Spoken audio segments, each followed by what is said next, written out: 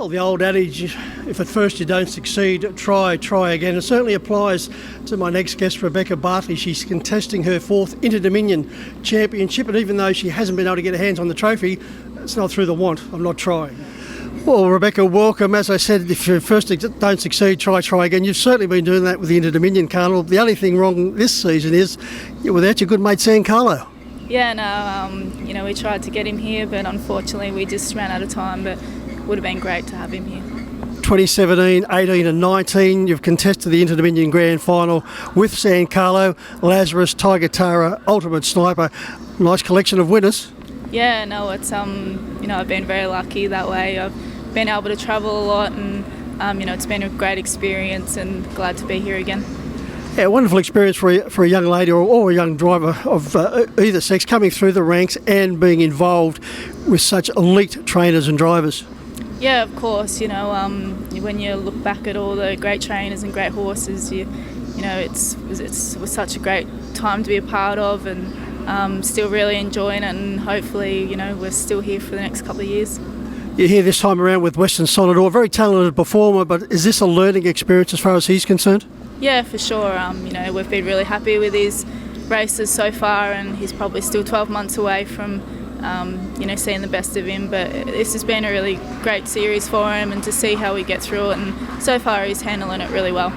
And what's the future hold for San Carlo? 65 starts to date for 30 wins and 13 placings, $577,000 in prize money. He's just been such a wonderful performer for you and for your co-trainer Steve O'Donoghue. Yeah, he's been a great horse for us. Been really lucky. He's taken us places to, we never thought we'd ever get to, and still trying to get him back. Everything's looking promising now, so he'll head back. He's staying at home, and just trying to get a few country cups into him, and he's looking really good at the minute. You're involved in another Inter-Dominion night at this particular venue, 2013, the Australasian Young Drivers, the Grand Final. That must have been also a very good learning curve for you. Yeah, it was. I was with a great bunch of people, and they've gone on to have really good careers, and we sort of kept in touch. I think a year after that we all met up in Queensland and had a week away, which was really good, but it was a great experience as well, and I hope they keep doing those things for the young drivers. I think it's really good for them.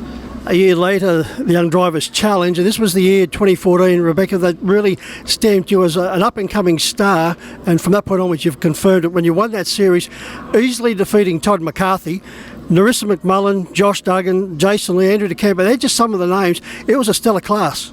It was, like the year before, they were all such good drivers, and they've all gone on to have really good careers, and I was very lucky. I actually wasn't originally in it at first, but one of the junior drivers couldn't make it, so I filled in that spot, and I was just very lucky. Actually I got to drive all sort of local horses, which is really good, and it was just everything fell into the right. Beck, you've never looked back since that series. How did your career unfold?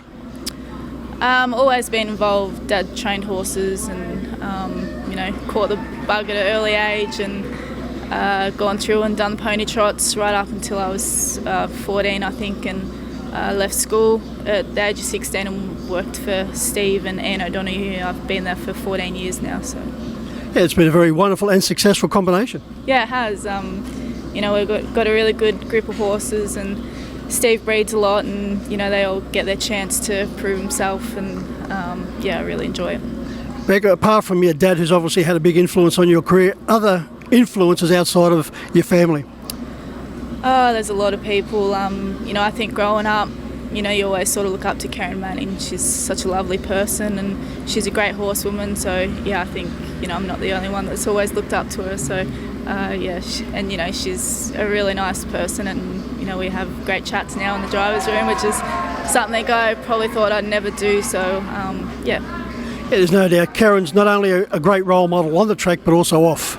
It's definitely, you probably couldn't get her a nice person. She's so bubbly, and she's always happy, and she definitely lightens up the driver's room. Just to further highlight the achievements of your career and the trend you're working towards is the fact that you've come under the eye of Emma Stewart now to be driving for the powerful Emma Stewart stable, one of the best in Australia, or if not Australasia. A wonderful tick as far as your career is concerned.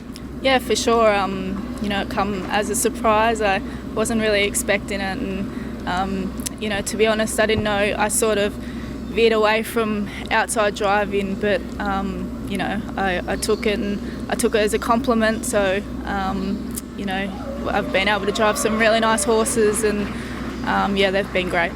Well, when you consider Emma has David Moran, Kate Gath, Jodie Quinlan, the list just keeps going on, and Chris Alford, of course, to call upon to drive those marvellous horses of hers, and your name's on that list. Yeah, like I said, it's something I wasn't expecting, but I'm really enjoying it, and I'm probably driving the best group of horses I am at the minute, so I'll take it. Well, Beck, it's been wonderful catching up with you here at Clubman Angleside. Good luck for the rest of the Inter-Dominion series, and also may the career just keep going in that upward spiral. Thank you. Thanks for having me.